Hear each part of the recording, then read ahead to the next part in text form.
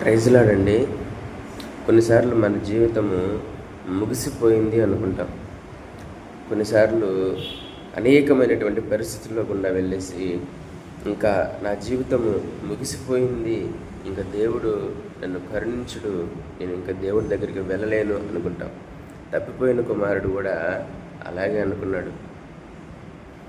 అంతా ఆస్తి అంతా తీసుకెళ్ళి చెడ్డ వ్యాపారాలు చేసి చివరికి ఇంక తినడానికి కూడా భోజనం లేని పరిస్థితుల్లో నా తండ్రి కాడికి పోతాను, ఇంకెలాగో ఆయన కుమారుని అనిపించుకోవడానికి నాకు అర్హత లేదు, కనీసం ఆయన కూలి వాళ్ళు ఒకరుగా ఉంటాననుకుని వెళ్ళాడు. కానీ తండ్రి అయితే కుమారుడిని కూలి వాళ్ళుగా ఉండడానికి ఇష్టపడలేదు, కుమారుడిగా ఉండడానికే ఇష్టపడ్డాడు. నిజంగా ఈరోజు కూడా ప్రియమైన దేవుని బిడ్డ, ఈ మాటలు వింటున్నటువంటి దేవుని బిడ్డ, నువ్వు ఎంత దిగజారిపోయినా, నువ్వు ఎంత పాపంలో కొట్టుకొని పోయినా కూడా నువ్వైతే అనుకోవచ్చు, నేను ఇంకా ఏసీ దగ్గరికి వెళ్ళడానికి నాకు అర్హత లేదు అనుకోవచ్చు. కానీ ఆయన అలా అనుకోవట్లేదు.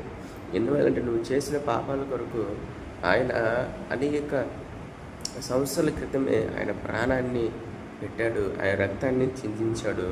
కనుక నువ్వు ఆయన దగ్గరికి వస్తే ఆయన నిన్ను హత్తుకునేటువంటి దేవుడు, ఆయన నిన్ను ప్రేమించేటువంటి దేవుడు, నువ్వు పోగొట్టుకున్నది అంతా కూడా తిరిగి నీకు అనుగ్రహించేటువంటి దేవుడు. కాబట్టి నువ్వు మళ్ళీ ఏసీ దగ్గరికి రావాలని ఏసీ ఆశపడుతూ ఉన్నాడు, ఎదురు చూస్తూ ఉన్నాడు. ఏసు కుమార్ దగ్గరికి రా, ఆయన నిన్ను కరుణిస్తాడు.